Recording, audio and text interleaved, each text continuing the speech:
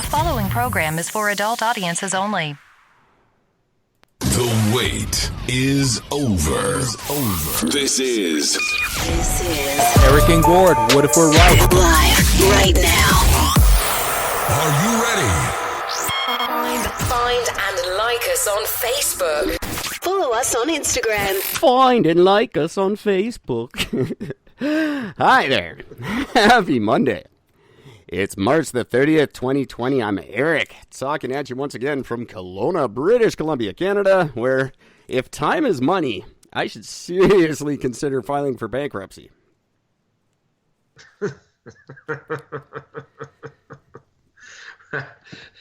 You won't be the only one in the next fucking month or so. How you doing, Gord? I'm still breathing. How you doing, buddy? Nice. It was a good, busy weekend. I kept running out of time, but it was a lot of fun. Real quick, gotta say hi to Mike at Pit Lane Parlay, #1 virtual racing podcast in the world. I gotta say that virtual racing is fucking cool.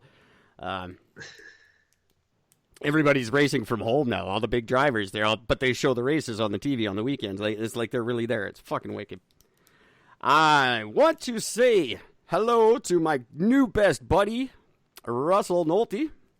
If you're a fan of graphic novels, go to russellnotley.com. That's Noelty, russellnotley.com. And if you're a writer, check out his website, thecompletecreative.com. It is absolutely the most helpful website I've ever seen for writers. I actually referenced a person online about that because one of my friends had asked, "Well, does anybody have any advice on like writers on how to get started?" I'm like, "Yeah, go to this." Yeah, he is. It's a really great site. I'm really impressed with it. And if you're a reader and you like sort of self-helpy type stuff, check out Personality Isn't Permanent. It comes out June 16th, but if you're a fan, go back and listen to the episode we did with Benjamin Hardy. And if you like what he has to say, I've got advanced copies of his new book that I've been authorized to give out. So you can email me, gwynethpaltrowsvagina@gmail.com, and I'll send you a free copy if you want. Okay. Love that email address. So Oh, it's the best. It's on our. You better, because it's on your business cards.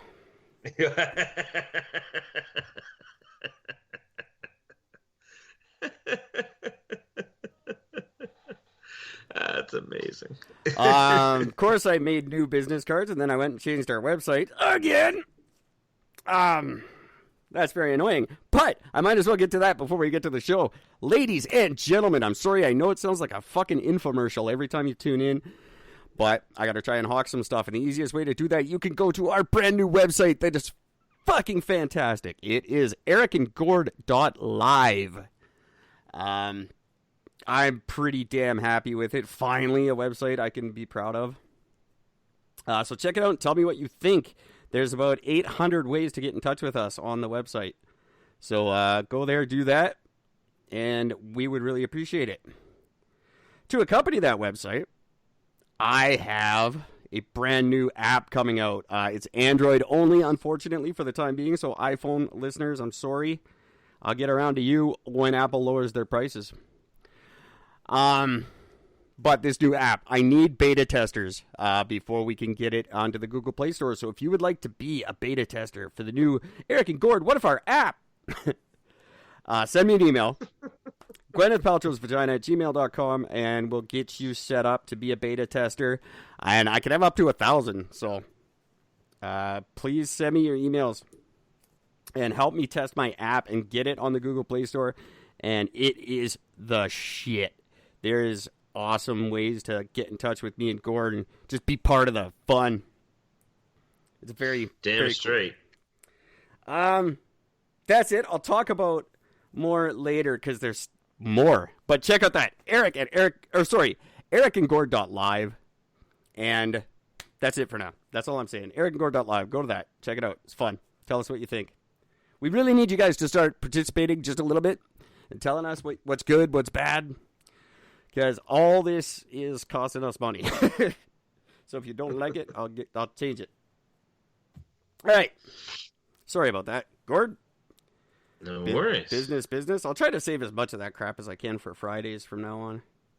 That'll be part of my Friday thing. It'll just be a big, long fucking Eric and Gord infomercial. Hey, we still have one of the shortest beginnings to that because a lot of people have just it's like 20 minutes of nonstop ads in the beginning of the show. So that's what Joe Rogan does, and it really drives me nuts. And it's not. I've kind of lightened up on my Rogan opinion, but I get bored sitting there listening to his selling stuff, and I understand as a fellow podcaster, I understand why he has to do it, but it's frustrating. So there's try to be entertaining. Okay, I have two sections to today's show. I've got COVID news and non-COVID news. Where do you want to start? Let's get rid of COVID. Let's get rid of COVID. Fucking just fucking get it out of the way. But I have a few things on it. I have fun COVID stories. Just good. First of all, my first fun COVID story. Guess where they're not worried about COVID right now? Fucking Wuhan. Yeah. Wuhan's open for business. They're having a blasty blast over there. They're eating at McDonald's. Everything's open. They're loving it. So fuck those guys. 6 days in Wuhan with no new cases. So they're like, that's it. We're fucking, we're open for business. Because China's economy's fucked. They're way more fucked than ours, so. Because not only did this thing fuck their economy, but also everyone's like, fuck no, we're not buying from you. There's... The funny thing is, the Chinese government they're closing all international flights to foreigners and to locals because they don't want it coming back. Yep. So they don't want a second wave. And apparently, like, if you've got pneumonia, you're in government-mandated quarantine. Like, basically, if you look like you might possibly be sick, don't go outside because they will fuck your shit up. They do not want you out on the streets right now if you think you might be sick. Whether it's corona-related or not, they're not taking any chances in China. They're like, we're open, everything's fine. It's funny about that because you've got like North Korea. Like I'm just North about Korea's to get to them. Yeah, North Korea had a great solution, but I think China is taking that. They're taking tips from Kim. You get tested positive, you die. Well, he's still saying there has not been a case in North Korea. Yeah, that's a good way to do it. Speaking of him, he launched two test missiles yesterday. His first long-range test missiles he's launched since 2018. Oh boy! Because he's like, fuck coronavirus, I got missiles. So I can shoot it down. The U.S. military held a press conference, and they said his actions were highly inappropriate. To which he responded, "Have you fucking met me?"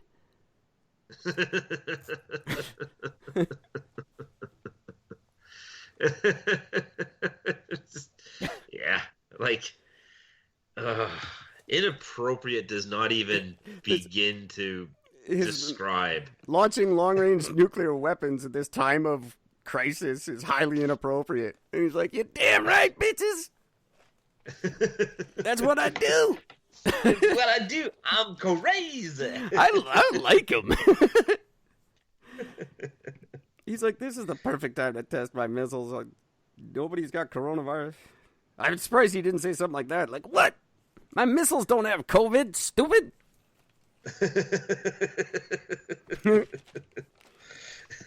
Yeah, God, and this guy rules something. That's just terrible. What the hell? I like him. Okay, hang on. I just it's in front of me. I just got to very quickly point this out. I just had this little thing open on my computer that I was looking at, and it's just a listing of the top 43 guitar players of all time. Oh, Jesus. It's not from Google, is it? No, it's from history101.com. Okay, because they did the top 100 on Google, and I didn't even tell you about it. It was embarrassing to read. Sorry, Kurt carry on. Cobain is number 18. Yeah, Cobain's a good guitar player. Have you ever heard him play a solo? Yeah, very much so. It's very that's like putting Neil Young in the fucking, which he is also sitting on that top list. Neil Young is a great songwriter. Kurt Cobain was a great songwriter. Kurt Cobain was a good guitar player. He just liked to play shitty. He was actually really talented. I've heard that, but there's very little examples of it because it's not like their music was anything but. Again, there's songwriters and then there's guitar players. Yeah, no, he was a really good guitar player. But you don't hear it on albums. No, not really. But I guess that's why people are honoring him too, because it's like he could have, but he didn't kind of thing. Yeah, see, that's a cop-out. That's bullshit. There's no way he's a better guitar player than, like, Tony Iommi. Oh, no, who is, like, number 38 on the list, for the record. Definitely not, but... Yeah. Like, I mean, just some of this shit is just... I just came across him. I was like, get the fuck out of here. He is... Fuck off. Like, just... Oh, he's damn good. Off. He just... that was his thing. He was good enough to not play...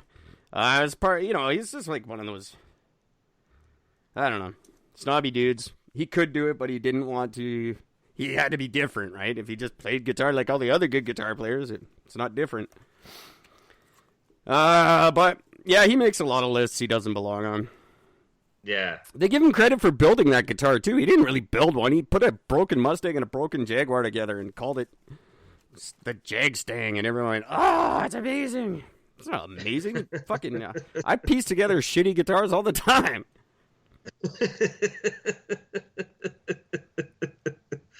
I have to see who's number one. I gotta click on each fucking line here.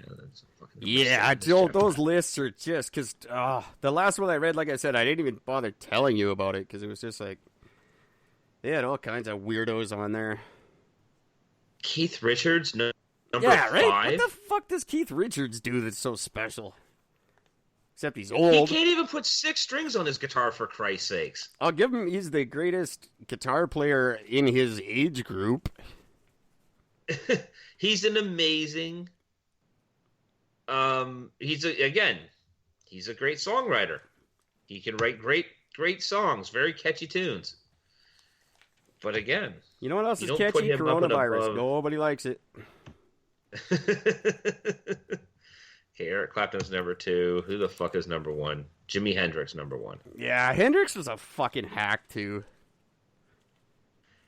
Just because you're the only one doing something at the time doesn't mean you're that fucking special. Like, anyone under the sun now who's over the age of, like, 12 can run circles around that guy. He was not the best of all time. He's not even the best of his time, and I'm sick of everyone Hendrix loving. He was cool because he did shit that other people weren't doing, but whatever. He wasn't that special. He was a showman. He was a good guitar player. He was a showman. He was a good guitar player. I'm not saying he wasn't, but...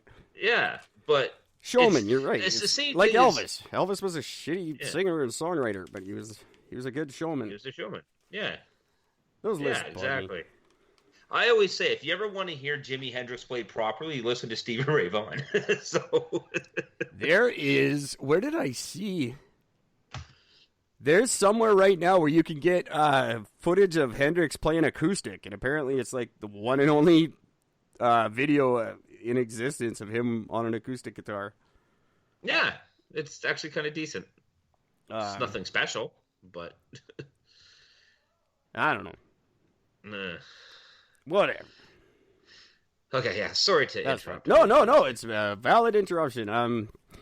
Tell us who you think should be on that list, guys. There's a good thing. Go to ericandgord.live.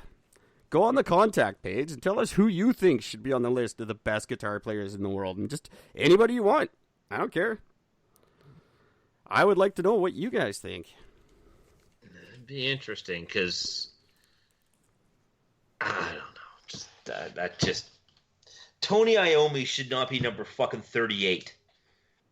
Like that's just like his solos, his recording style, the songs that he wrote. He's an amazing guitar player. You don't put that up